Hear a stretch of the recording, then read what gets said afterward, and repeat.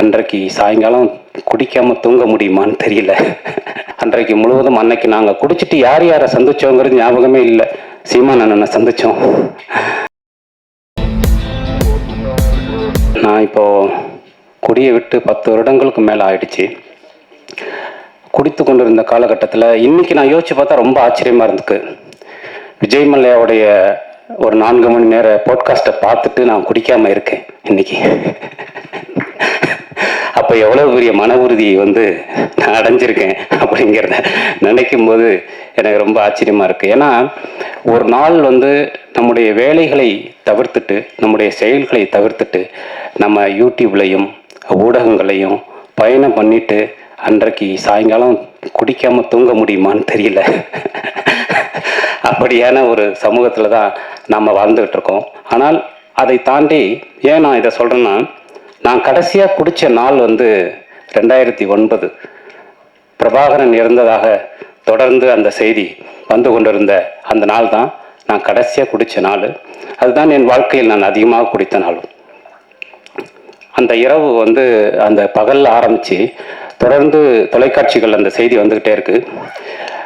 ஒரு 30 வருடங்களுக்கு மேலான ஒரு மாபெரும் கனவு, ஒரு மாபெரும் போராட்டம் நம் கண்முன்னே வீழக்கூடிய, அதை பார்க்கக்கூடிய சக்தி உங்களைப் போலவே எனக்கும் இல்லை. அந்த நாள் அருள் இல்லைன்னு நானும் சேர்ந்து மத்தியானத்துலேருந்து குடிச்சுக்கிட்டே இருக்கோம். அருளில் குடிச்சிட்டு தமிழகத்தின் அரசியலில், பத்திரிகைகளில், உயர் பொறுப்புகளில் இருக்கிறவங்களுக்கெல்லாம் ஃபோன் போட்டுக்கிட்டே இருக்கான் குடிச்சிட்டு. ஏதாவது இது உண்மையா, வேறு ஏதாவது நடக்குதா, ஏதாவது நடந்துருமா அப்படிங்கிறதை தெரிந்து கொள்ளக்கூடிய சூழலில் அன்றைக்கு முழுவதும் அன்னைக்கு நாங்கள் குடிச்சிட்டு யார் யாரை சந்தித்தோங்கிறது ஞாபகமே இல்லை. சீமான் அண்ணனை சந்தித்தோம். அப்படி நிறைய பேரை சந்தித்தோம் அந்த இரவில். வைகோ அவர்களுக்கு பேசணும், அப்படி நிறைய பேருக்கு பேசி அந்த இரவு முழுவதும் மிக அந்த மறுநாள் விடிந்த பிறகு நான் அடைந்த மாபெரும் ஒரு குற்ற உணர்ச்சியின் பொருட்டாக நான் குடியை விட்டுவிட்டேன். அன்றிலிருந்து இன்று வரை நான் குடியை தொடுவதில்லை. ஏன்னா குடி நமக்கு மீண்டும் மீண்டும் குற்றுணர்ச்சியை மட்டுமே கொடுத்து கொண்டிருக்கிறது. இந்த சமூகத்தை பற்றி நாம் கவலைப்படலாம், இந்த சமூகம் நாங்கள் கொடுக்க அழுத்தத்தை பற்றி பேசலாம். ஆனால் சீர்திருத்தம் செய்வதற்கு செயல் மட்டும்தான் முக்கியம் அப்படிங்கிறது. அது எளிய செயலாக இருக்கலாம், வலிய செயலாக இருக்கலாம். அதுக்கு சைஸ் பெருசே இல்லை. சினிமாக்களையும் நான் அதை தான் தொடர்ந்து சொல்லிகிட்டே இருக்கேன். சின்ன படம் பெரிய படங்கிறது இல்லை, அது ஏற்படுத்தக்கூடிய தாக்கம் தான் முக்கியம். ஒரே ஒரு இதயத்தை ஒரு சினிமா மாற்றினால் அதுதான் பெரிய சினிமா அப்படின்னு நான் தொடர்ந்து சொல்லிக்கிட்டே இருக்கேன்.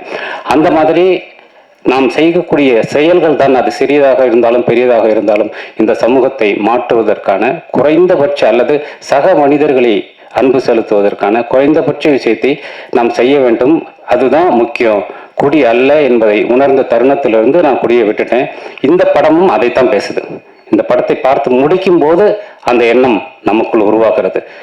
அதனால உண்மையிலேயே ஒரு சிறந்த படத்தை பார்த்த விஷயத்தை இந்த படம் கொடுத்தது. நிச்சயமாக உங்களுக்கும் பிடிக்கும். நான் மலையாள சினிமாக்கெல்லாம் பார்க்கும்போது, குறிப்பாக சமீபத்தில் கூட இந்த அடிகோஸ் அமிகோஸ்ன்னு சுராஜ் வெங்கமோடு நடித்த படத்தை எல்லாம் பார்க்கும்போது, இந்த மாதிரியான படங்கள் ஏன் தமிழ் சினிமாவில் வர்றதில்லைன்னு யோசிச்சிருக்கேன். அதுக்கு முக்கியமான காரணமாக எனக்கு தோன்றது என்னென்னா, புதுசாக வர்ற படைப்பாளிகள்கிட்ட ஒரு இன்னசென்ஸ் இருக்கும், ஒரு அறியாமை இருக்கும், ஒரு ஃபார்மேட்டை உடைக்கக்கூடிய ஒரு தன்மை இருக்கும். அதை எல்லாருமா சேர்ந்து கெடுத்துருவோம் அவங்க மேலே போடுற ப்ரெஷரில். அதனால தான் நிறைய சினிமாக்கள் அதோடைய ஒரிஜினலில் வர்றதில்லை அப்படின்னு நான் நினைக்கிறேன். இந்த படம் அப்படி இல்லாமல் ஒரு ஒரிஜினலான ஃபார்மேட்டில் வந்திருக்கு. அது ரொம்ப நல்லா இருக்கு. அது ரொம்ப அழகான ஒரு படமாக வந்திருக்கு. அப்புறம் நான் அந்த படம் பார்த்துட்டு ரொம்ப நல்லா இருக்கு படம், எனக்கு ரொம்ப பிடிச்சிருக்கு, அதனால நான் இந்த படத்தை பற்றி பேசுகிறேன், இந்த படத்துக்கு நான் சப்போர்ட் பண்ணுறேன்னு சொல்லும்போது, பிருத்திவிராஜும் மைக்கேலும் தொடர்ந்து என்னை சந்திச்சுட்டே இருந்தாங்க. அந்த குருவை பார்க்கும்போதே, அரவிந்தன் டைரக்டர் அரவிந்தன், அந்த குருவை பார்க்கும்போதே சில பேரை பார்க்கும்போது நமக்கு தெரியும் இவங்களுக்கு ஏதாவது நல்லது நடந்துடணுங்கிற தவிப்பை நமக்கு அவங்க உருவாக்குவாங்க. அந்த மாதிரியான ஒரு குரு இவங்க. கிட்டத்தட்ட 2-3 வருடங்களாக பாடுபட்டு இப்படியான ஒரு படத்தை உருவாக்கியிருக்காங்க.